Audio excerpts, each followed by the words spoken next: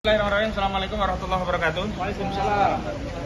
Kami perlu update apa yang terjadi sejak semalam hingga pagi tadi di tahanan titipan Polda Metro Jaya dan akhirnya jelang tahap 2 pelimpahan tersangka barang bukti dan juga berkas perkara terhadap klien kami Roy Suryo di Kejaksaan Negeri Jakarta Selatan.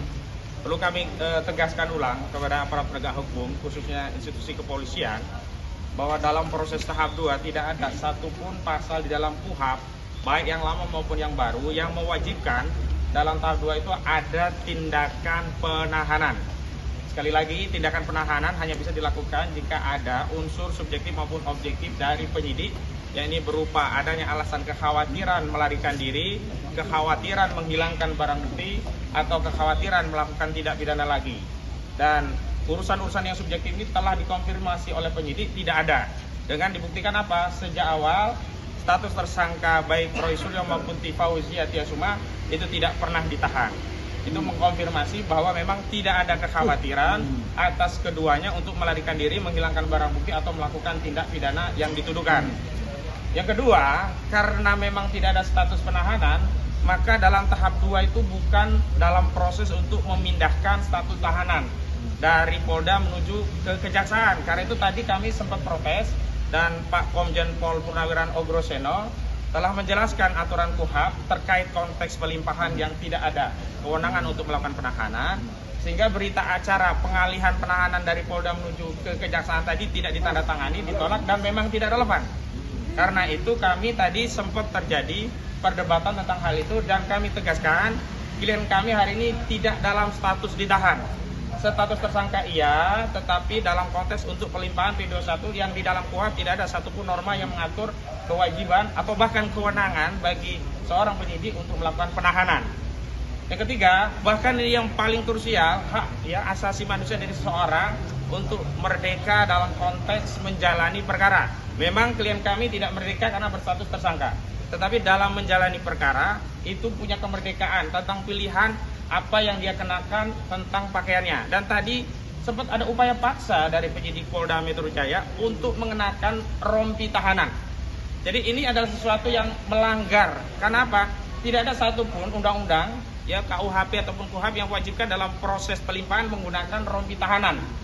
Dan sekarang KPK, Komisi Pemberantasan Korupsi, setelah adanya KUHP yang baru pun sekarang tidak pernah memamerkan tersangka, bahkan tersangka korupsi dengan baju tahanan. Kenapa?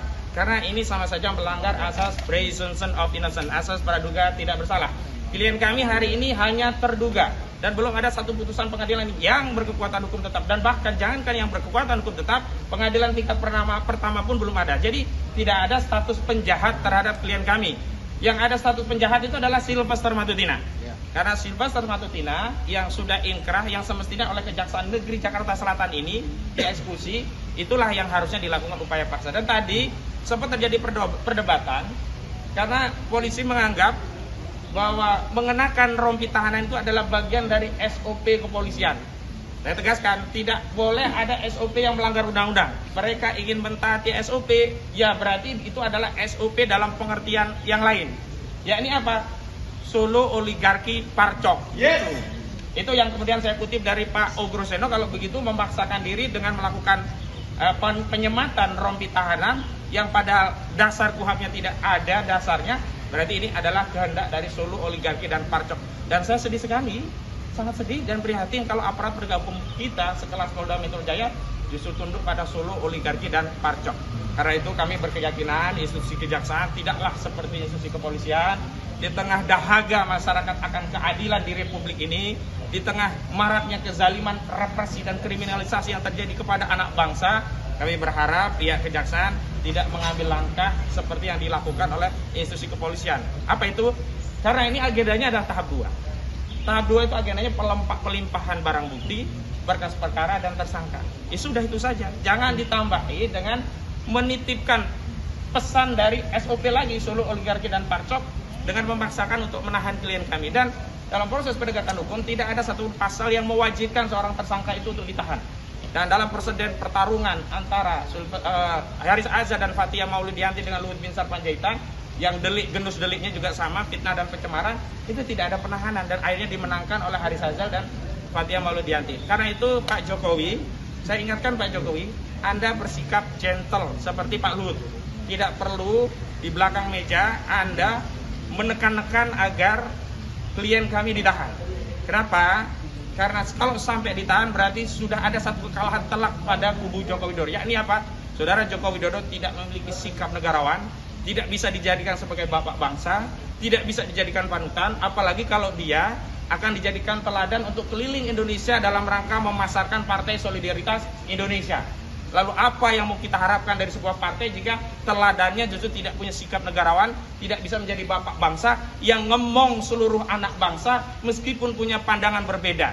Jadi saya harapkan sebagai seorang yang bersikap negarawan itu menganggap semua anak bangsa itu anaknya. Kalaupun ada yang nakal tetap saja itu anak kita, bukan musuh kita. Tapi hari ini saudara Joko Widodo telah mengumumkan bahwa yang berbeda dengannya dianggap musuh, bahwa yang berbeda dengannya itu harus dikriminalisasi, dipersekusi, bahkan hari ini direpresi dengan status tahanan. Sehingga dengan segala pertimbangan tersebut, maka kami berharap ada kebijakan dari institusi Kejaksaan Negeri tidak melakukan tindakan penahanan terlepas bahwa tahapan pelimpahan ini bisa dilakukan dengan sebagaimana mestinya. Dan yang terakhir saya kira penting bagi kita semua, justru substansi masalahnya kan ijazah. Kita juga berkehendak agar masalahnya segera terungkap di ruang publik. Tapi kita tidak ingin merepetisi kasus Bambang Tri dan Gus Nur, di mana represi kekuasaan itu menghilangkan objektivitas dan kebenaran. Ketika keadilan itu serasa seperti barang langka yang meskipun bisa kita beli harus dengan harga yang sangat mahal. Dan kalau bicara tentang harga, tentulah kita orang biasa, orang kecil ini tidak akan mampu membayar harga keadilan jika berlawanan dengan orang yang pernah berkuasa selama 2 periode 10 tahun. Nah itu tinggal kami ketuk nurani rakyat untuk membersamai klien kami. Dan kami tadi juga sudah mengedarkan, sudah ada 50 dukungan berupa jaminan dalam rangka jaga-jaga ya, penangguhan penahanan. Dan mohon nanti yang lainnya kalau ada yang bisa memberikan jaminan ikut terlibat. Sekali lagi, rencana penangguhan kami baru opsional, karena kami juga akan menunggu sikap dari Kejaksaan Negeri. Tentu kami berharap permohonan itu tidak perlu kami sampaikan dengan kebijakan dari Kejaksaan Negeri tidak melakukan penahanan terhadap klien kami. Saya kira itu dari saya, mungkin Bu Nora atau yang lainnya mau menambahkan. Kan itu terbukti dengan adanya tuntutan untuk menangkap dan menahan klien kami dengan ancaman penghasutan, ancaman perlawanan kepada penguasa umum yang harusnya ditindak secara hukum. Yakni apa? Tuntutan dari kubu Jokowi untuk segera menangkap dan menahan klien kami, sebab kalau tidak maka mereka akan menduduki kantor Kejati DKI Jakarta, bahkan membakar. Jadi kalau bicara intervensi justru mereka yang melakukan intervensi. Bagi kami bukan intervensi, kami memperjuangkan agar orang yang punya hak atas kemerdekaan tetap merdeka. Karena sampai saat ini apa dasarnya melakukan penahanan terhadap kasus ijazah palsu, sementara ijazah itu belum pernah dibuktikan ada. Bahkan ada saja belum pernah dibuktikan. Kalau mau dibuktikan ada, tentu pembuktian itu adalah melalui pengadilan yang berkekuatan hukum tetap, bukan melalui cara-cara yang lainnya. Begitu. Ada lagi? Penjaminnya yang kemarin sudah ada Pak Sedidu, ada Pak Majen Purnawirawan TNI Sumenarko, ada Pak Komjen Pol Ogroseno, ada Pak Din Samsudin, ada Pak Marwan Batubara. Ada banyak lagi tadi, saya nggak hafal semuanya, jelas datanya ada di Pak Samsir ya tadi ya Bang ya. Sudah lengkap, kita akan kompilasi. Tapi sekali lagi, ini hanya preparansi. Jadi belum tentu kami gunakan. Kami berharap kami tidak perlu mempergunakan. Karena kami berharap juga tidak perlu mengkritisi institusi kejaksaan sebagaimana hari ini kami lakukan kepada institusi kepolisian. Kenapa? Karena tidak ada alasan bagi kami untuk mengkritisi institusi kejaksaan jika mereka tidak melakukan penahanan terhadap klien kami. Saya kira itu ya. Artinya rekan-rekan kami ada dalam 4 orang untuk mendampingi dan akan melakukan pergantian untuk melakukan pendampingan. Hanya itu. Terima kasih. Ya, ada pertanyaan mungkin? Apa pertanyaan?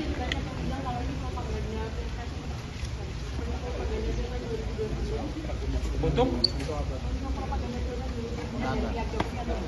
Oh, kalau dari kami tidak ada yang berafiliasi dengan partai politik dan bahkan klien kami tidak ada yang bersatu sebagai anggota partai politik atau setidaknya nyalek dari partai politik atau setidaknya mereka hari ini menjadi kader partai politik. Justru Saudara Joko Widodo hari ini adalah orang yang akan dinobatkan sebagai Ketua Dewan Pembina dan sebentar lagi akan dikenakan atau mengenakan jaket PSI. Jadi kalau ada yang menuduh kami propaganda politik, justru kami berbalik. Motif politik apa dari kami?